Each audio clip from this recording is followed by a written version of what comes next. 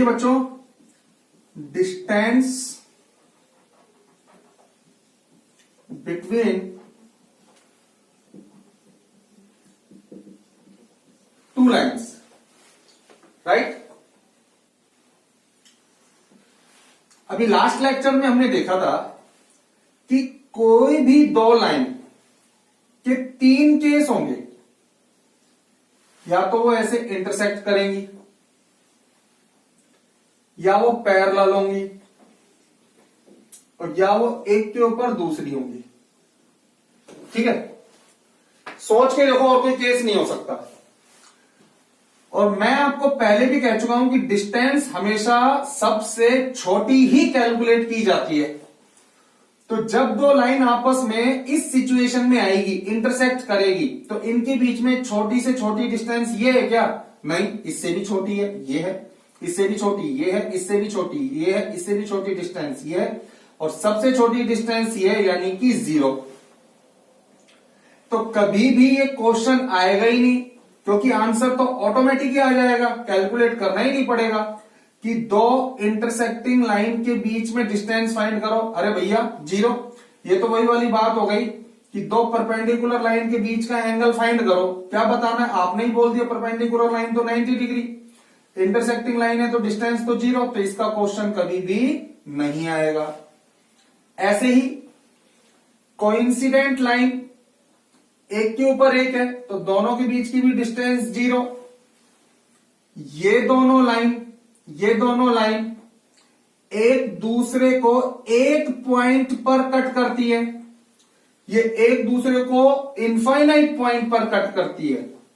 दो लाइन या तो कट ही नहीं करेगी तो एक पॉइंट पर करेगी, नहीं तो इनफाइनाइट पॉइंट पर करेगी, खूब सारे, बता ही नहीं सकते आप। और जितने पॉइंट पर, जैसे दोनों लाइंस के जितने कॉमन पॉइंट होते हैं उसके उतने ही सॉल्यूशन होते हैं। सॉल्यूशन का मतलब हल, इनके एक हल है, इनके एक सॉल्यूशन है, इनका कोई कॉमन पॉइंट नहीं है तो इसका कोई सॉल्यूशन नहीं है, इसका इनफाइनाइट सॉल्यूशन है क्योंकि ये इनफाइनाइट पॉइंट पर टच करती है। तो यहां भी क्वेश्चन क्रिएट नहीं होगा डिस्टेंस का, यहां भी नहीं होगा, तो यहां डिस्टेंस का क्वेश्चन क्रिएट होगा। ठीक है भाई, तो क्वेश्चन जब भी आएगा तो हमेशा डिस्टेंस की बात कर रहा हूं, पैरेलल लाइन का ही आएगा। और पैरेलल लाइन के केस में ये और बता देता हूं कि इक्वेशन हमारी इस वाली फॉर्म में होनी चाहिए, जनरल फॉर्म में। और जनरल फॉर्म में भी ये वाला कि x और y वाला तो एग्जैक्टली सेम होना चाहिए, इतना इतना, और अगर नहीं है तो करना पड़ेगा। तो डिस्टेंस, जैसे कि मैंने बताया था, परपेंडिकुलर डिस्टेंस ही सबसे छोटी डिस्टेंस होती है। ये यहां से लेके यहां तक की डिस्टेंस मान लीजिए d है, तो d इज इक्वल टू, जो ये अलग अलग है, C1 माइनस C2 कर लो, चाहे किसी को कर लो, C2 माइनस C1। दोनों में से कौन सी वैल्यू छोटी होगी बड़ी होगी पता नहीं, upon under root a square plus b square. मैंने आपको बताया था डिस्टेंस कभी नेगेटिव नहीं हो सकती, नीचे से नेगेटिव आने का कोई डर नहीं है, नेगेटिव आने का डर है ऊपर से, तो इसलिए ऊपर ऊपर मोड़ लग जाता है। जैसे मान लीजिए हमारे पास कोई इक्वेशन है 2x plus 3y plus 7 is equal to 0। एक इक्वेशन है 12x plus 18y plus 5 is equal to 0।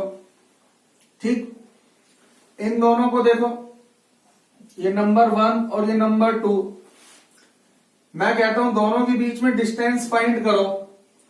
जब क्वेश्चन मैंने आपको दे दिया कि दोनों के बीच में डिस्टेंस फाइंड करनी है, तो इसका मतलब दोनों पैरेलल लाइंस है और इन दोनों को सेम करना पड़ेगा, तब C1 और C2 बनेंगे। अभी ये C1 और C2 नहीं है, ये C1 और C2 कब? जब ये बिल्कुल सेम।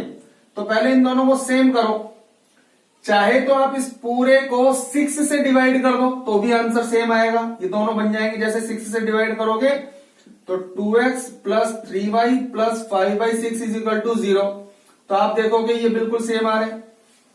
और चाहे आप इसको 6 से मल्टीप्लाई कर दो। 12x plus 18y plus 42 is equal to 0, number 3। ये देखो ये दोनों सेम। अब इसको C1 और इसको C2 कंसीडर कर लीजिए।